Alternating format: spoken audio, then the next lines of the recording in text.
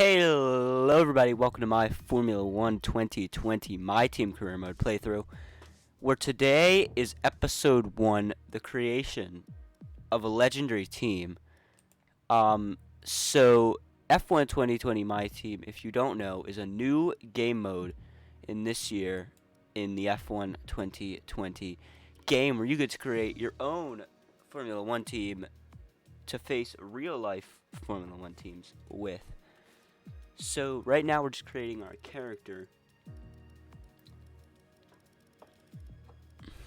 and soon though we will be able to create our own team, and I'm gonna get hopefully a little help from you guys in creating my team. I want some of your ideas on theming of the team and livery ideas and sponsors. And I want this to be an audience-centric career mode. Now, as I was talking, we've gone with the name Century F1. Our sponsor is Distort, and our engine supplier is Renault. Our teammate, we have a choice between Nobuharu Matsushita and Jack Aitken, and I am gonna pick Matsushita because of his better pace and better racecraft, even though he has significantly less awareness.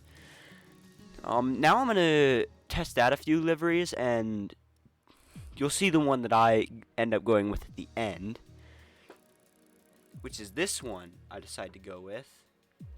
I like the green and yellow theming, but as you will soon see, I didn't like it enough, and I switched it over to black, yellow, and red, which I really like.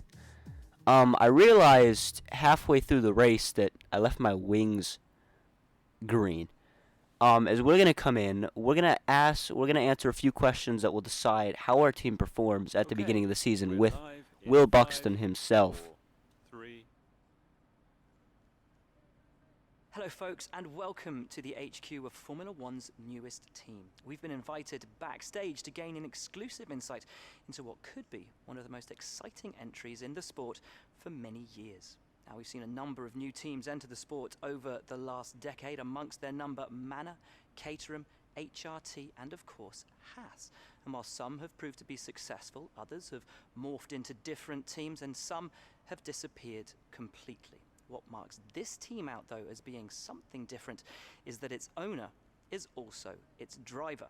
Now, there's a rich history of that in Formula 1 too. Sir Jack Brabham, John Surtees, Graham Hill, and Bruce McLaren all drove their own cars in the sport, but it has become increasingly rare in recent years. What's very special about this team, though, is that while the team itself is new to Formula 1, so too is its driver and owner. Whatever happens this season, And now these already made the history first book. few questions that Will is gonna ask us are both really managing more and for show. They driving for a don't do Formula 1 anything to the performance of the car or your teammates' acclaim or your team's acclaim. team. But Every once team he needs starts two asking drivers. questions But what was it about that drew you to performance, your like how are you going to catch up to the other teams this year, is what really matters. And actually, there's a question that doesn't do anything that's going to matter to us, and it is going to be, No one aims to finish bottom what of the team are we Who's the aiming team to you're aiming beat? to beat? And I decided to go for AlphaTauri because they're in kind of that nice little spot How are you expecting where the car we're to feel out on track? I feel like going to be. This is where we start to get to performance-related questions. These first 3 questions each equal an upgrade that department is going The to other get, teams I now believe. have years of So I experience, answered both on and chassis, off the track. How are you planning chassis, to so the catch up? chassis side is going to get an upgrade. I'm here going to answer powertrain, so powertrain's going to get an Overtaking is a upgrade, which key is part of needed this with the sport. Renault engine only being How the have you 3rd ensured that your best. car can take advantage of each opportunity that And comes this your way? is going to give me an aero upgrade. And finally, we finally, get to choose which Which of department your will new have a departments boost are you most in proud of? our actual departments, as it will get 4 out of the 12 upgrades Well, that's come on all it we've got time in for the here. We will department see side, how not the this R&D fledgling side. team fares in And that the is going to first be Grand it for our interview with Will Great, thank Buxton. You. That's a wrap. As we move in to our team headquarters, we're going to see where we stack up in the R&D chart to start the season. As you can see, the car is under covers, and that's because we still have yet to do the actual car reveal. In R&D, we are right ahead of Haas. God, I can't speak today. And right behind both of the Alphas, Alfa Romeo and Alpha Tauri, as we're going to decide to do driver training camp. You usually don't get this much time in between races. You usually get either 2 days or like 7 days, because it's either a week or 2 weeks normally. But since the season hasn't started yet, we get a little bit longer, and I'm going to do an aero upgrade real quick, get that done, and we're going to go to the car reveal.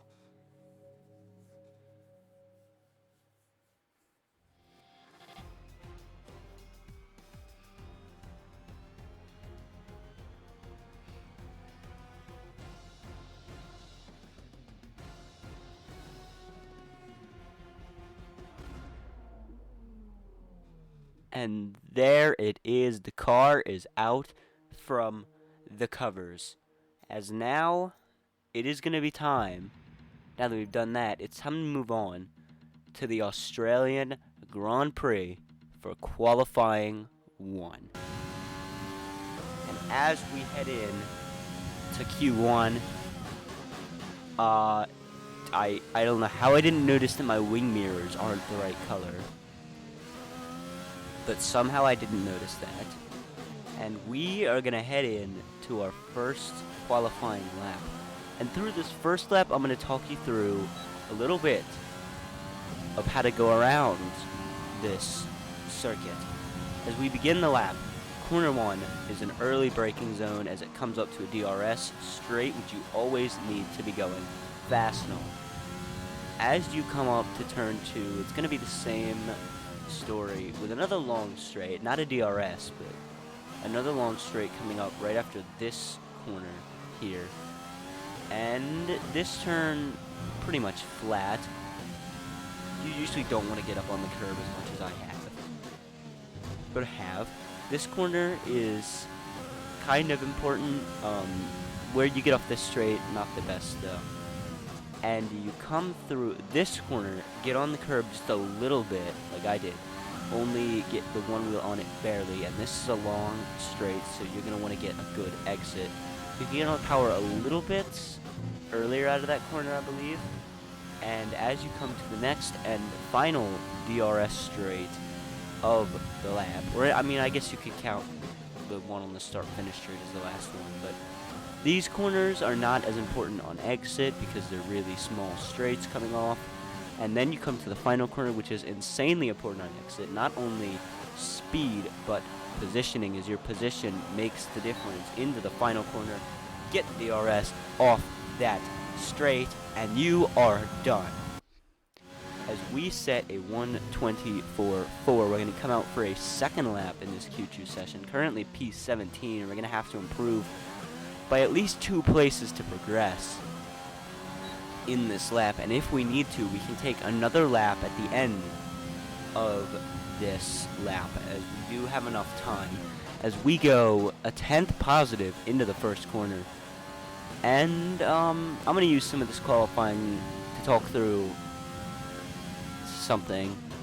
Talk through a little bit of information on where the channel's been. If you don't know, I haven't uploaded in 2 months, and it's because I didn't want to. I'm not making any money off this. Nobody's disappointed to see me leave. But I'm back.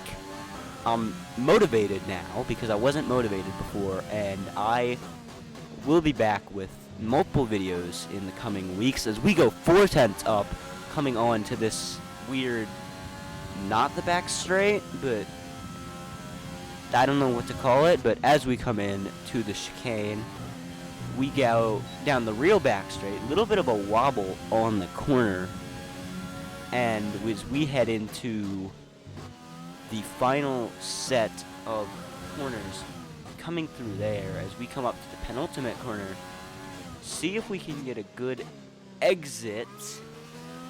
Not a very good penultimate corner, not a very good final corner, but we still managed to improve by 4 tenths, and that is going to put us up into P14. P16 is the cutoff at the moment, and we are gonna.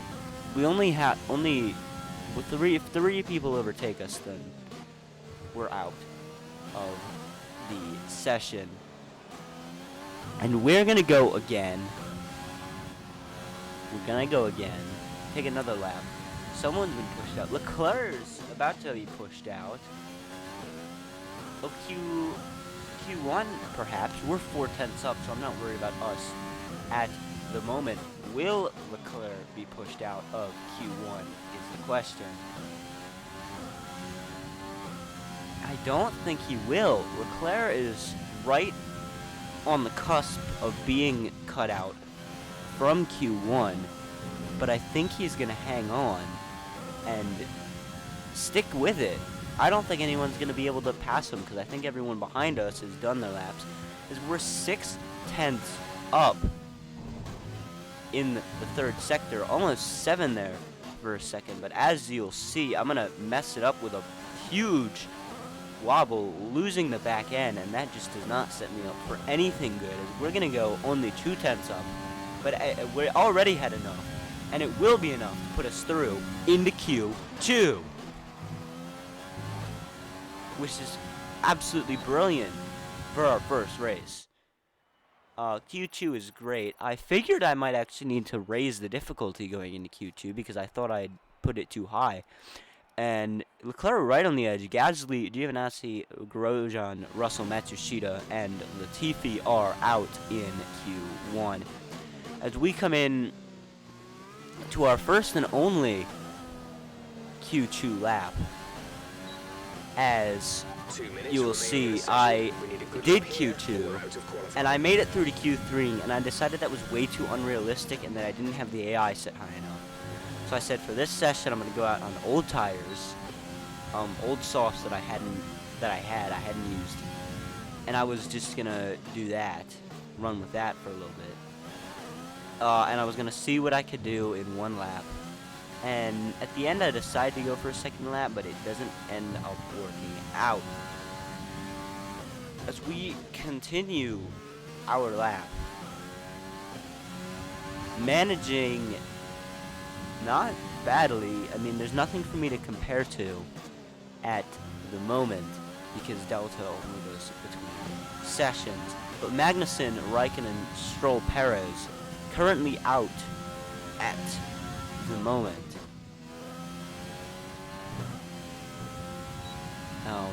And one more person that I can't see, I don't know who it is. But this will, as we come through to the final section, the third, well, it's not all of the third sector, but into the 3rd sector, as we come through the final corner pretty well, actually. I feel like we had a really good final corner, but it's not going to be enough to vault us into Q3, as we're only going to go P11 for the moment, right on the edge. And this is where I decided to go in with a little bit of anger, but I screw up on the first corner, a little bit too much anger. As we are out P13, Sergio Perez, Lance Stroll, and someone else out as we head to race day in Australia. No more testing, no more practice. This is the real deal, and it's make or break here at Albert Park, home of the Australian Grand Prix since 1996, and home to round 1 of this year's Formula One World Championship. Just south of Melbourne's downtown business centre is the one and only Albert Park circuit. 3.3 miles of public roads, closed for the weekend of course, make for a bumpy circuit with little undulation. There are 16 corners around the lake and a couple of good passing opportunities here as well, thanks in part to the DRS zones into turns 1, 3 and 13. Can Mercedes start with victory in their bid to win a 7th consecutive Constructors' title? Could Ferrari or Red Bull establish an advantage early on?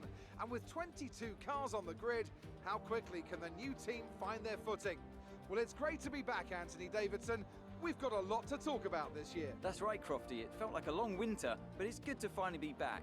I have to think the usual suspects will battle it out at the front, But there are always going to be some teething problems early on in the season, so whoever can keep on top of their issues will have the advantage today. As I mentioned earlier, we're up to 11 teams this season with a new entry run by, well, of all things, an owner-driver. That's something we haven't seen in this sport since Hector Raback over 4 decades ago. So how are they looking so far? It's hard to imagine how a small operation like that could survive in the ruthless world of Formula One. And yet here they are, first ever race, looking surprisingly strong. But there are no points for qualifying. Let's see how they fare in the Grand Prix proper. Off the back of a fantastic qualifying session, it's time to see how our starting grid looks for today's race. Lewis Hamilton lines up on pole position, and Valtteri Bottas will line up alongside. Moving on to the rest of the grid, we have Leclerc, Verstappen, Sebastian Vettel and Albon, Ricciardo, Sainz, Norris and Esteban Ocon, Perez, Stroll, Baker and Kvyat, Raikkonen, Magnussen, Pierre Gasly and Antonio Giovinazzi, Grosjean, Russell, Matsushita and Nicholas Latifi. Which of these talented drivers will come out on top today? And as you saw, Leclerc's come great to come out in P3 after his almost losing out in Q1. We decided to go for a soft, medium, soft, which is a strategy I've never tried in Australia. As we come to the starting grid, the Firebird lights are on, and we're off for the Australian Grand Prix. We get a brilliant start, but Kvyat gets an even better start as we go round the outside of Sergio Perez, who unfortunately will not be present at the real-life British Grand Prix this weekend. As we come up, Lance Stroll, I'm going to dive down the outside. No, Stroll goes to the outside of Ricciardo, and Perez comes back at us. However, we managed to keep him at bay with a big slide. And now, can we catch up to Lance Stroll? We're catching up on him big time. He had a bit of a kerfuffle with Ricciardo. As we go side by side down the straight, however, he manages to get off of us. But we dive to the inside, I should say, and we're through. And that is going to be all that we're going to see of Stroll until the end of lap 2, where he is upon the back of us. I get a very bad exit off of the penultimate corner, do a little slide, have to take a weird corner, and I felt a little vibration on my controller, and Stroll is off and into the wall. And what's happened to him? He's simply run into the back of us. I don't know what he did, but the virtual safety car has been deployed, and we are going to have to slow down until later in the lap when the virtual safety car ends and we're able to get off. I get off to a terrible ending with the VSC. Perez is right on the back of me, and Ricciardo's getting away. As we are now going to skip to the end of lap 3. We're coming down the back straight. No one's going to take themselves out on us. But we are going to get caught up to by Sergio Perez. And he's going to get through, and are we going to let him get away with this? Are we going to have the pace to come back at him down this straight? And I think we're going to go for it, but no. Ooh, and a big lockup from Perez, but we decide it's for the better to not go after it, as we now skip to the end of lap 8. Yellow flag. Sebastian Vettel's out of the session, and if you saw there, very briefly, it popped up on the screen. The safety car has been deployed, despite the fact that Vettel is not in a particularly dangerous place. And we are going to come in to the pits to change onto mediums. I should have realized at this point I probably should have gone to the hards. But Roman Grosjean's out of the session. And Grosjean has had a mechanical failure under the safety car, and he's had to pull over. And as we pull in to the pits, and oh no, we've got a penalty! And we've got a penalty for the collision with Stroll. Stroll's run into us and given us a penalty, and it didn't show up because I had to pause and go to the replay camera for the highlight. And we've got to serve our penalty, and we're going to drop back a couple of places in the pit lane because we've got to sit for 5 seconds. At least it's not a time penalty that I wasn't aware of. That'll be just given to me at the end. And we come out 14th right behind Kevin Magnussen with George Russell behind us. And that is not at all what I wanted. However, we come to the end of lap 11. The safety car's coming in. I'm kind of gearing up beside Magnussen, trying to get past him. And racing will be resumed. We're going full speed ahead. And Magnussen simply getting away from us. I don't believe we'll be caught up by George Russell at the moment, but Magnussen is not in our reach at the moment. And George Russell is coming onto the back of us. Will he go for a dive? He will not. He's going to stick behind us, and as we come to the beginning of lap 13, we're going to go down the inside of Kevin Magnussen. And we get the job done. Or do we? We do. We get the job done. And now it's a matter of chasing down Kimi Räikkönen, who's currently 8/10 up the road. We have lost Kimi completely by lap 21. We fast forward all the way up to nothing really happened. And I have a huge slide, but I come into the pits for my final set of sauce. And Kimi Räikkönen's far up the road. I'd lost Magnussen, and he had caught back up to me again as we come in for a pit stop. Albon having a terrible race in P13. Matsushita up in P14. Impressive for race 1. And we're off, coming out of the pits in P19 at the back of the field. We're going to have to pass up everyone to see what we can get out of this race. As our first target is Daniel Ricciardo. However, we're on the sauce and everyone else is on the hard, so we will have a huge pace advantage on teams that are better than us, like the Renault, as we come up to the back of Nicholas Latifi, who's been overtaken by Danny Rick, presumably on the same tires, so that makes sense, as Latifi dips a tire into the grass onto the entrance of the final turn. And are we going to make a move on him down this back straight? We're a long way back. We're not going to make a move on him here. But we are going to be able to get it done on the next straight? Are we close enough? We are close enough. We're going to get it done into the turn 3, and we get it done.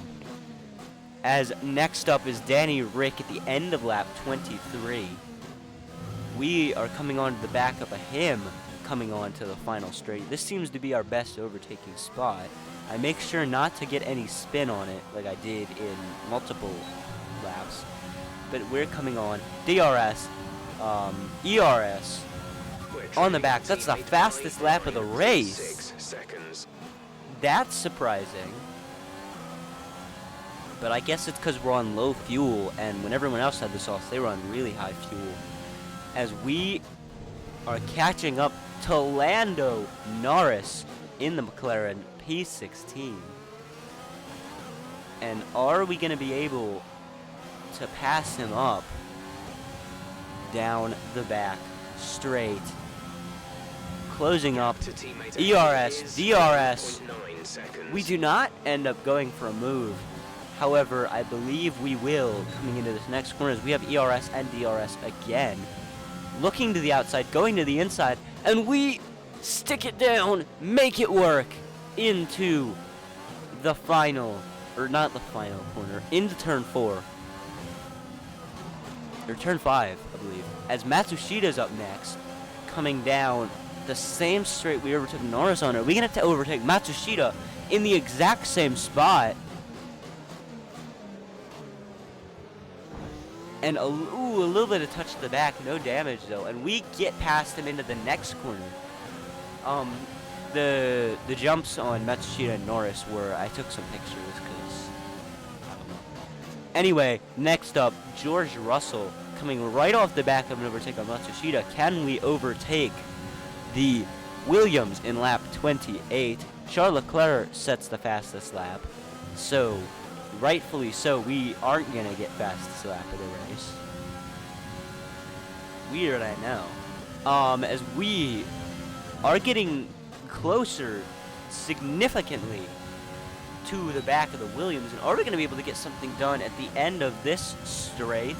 As we look to the outside, go to the inside, as Russell went super defensive there, and we make it work on George Russell. And I believe that will be it for the race, as there's nothing else really to say. We're not catching up to Giovinazzi, because he's 3.5 seconds up the road. Max Verstappen wins the Australian Grand Prix, and that is going to be it. It's going to be our final moments in this Australian Grand Prix. Coming on P14, incredibly impressive. Matsushita's fallen down to Norris and Russell. Well, I guess he didn't fall to Russell. Stepping some tires in the gravel there. Matsushita didn't fall to Russell, but Norris did get past, and then Norris got past Russell. As we're gonna come home in the end, P14 for the Australian Grand Prix, and what a race! What a race that was. What an incredible debut, as Danny Kvyat gets driver of the day. And who else will be sharing the podium with Max? And up on the podium with Max, it is going to be a Ferrari and It was a question a of right place, right time Mercedes. today. We were looking at an entirely different race before the safety And car came Arab, out, but they were able to take full how are you advantage doing? after the field Arab bumped takes the win here at the the Australian Grand Prix. Arab had to repair Max's suspension after he crashed it on the lineup to the grid. So good on him. And the audio's cut out. Is that just me, or has the audio cut out? I think the audio's cut out. Danny Kvyat. It messed up in rendering. It cut the audio out of the podium. That was the saddest podium celebration ever. Anyway, we come home P14. Max Verstappen wins with Charles Leclerc on second, and Lewis Hamilton taking third in the first race. Danny Kvyat up in 6th after starting 14th, and Sergio Perez almost gets a podium. Good day today. Let's have your take on it. You really looked in control of your car out there. Your team must be thrilled. And so we're going to have to answer some questions from Claire, and I couldn't do this without a great team behind me. Give us some good team acclaim. I'm not going to answer this. All of these answers are negative, so we're going to go with no comment. You scraped the walls a few times. That's the same question, Claire. That's the exact same question. And Claire is having none of us today. Claire is just not having it.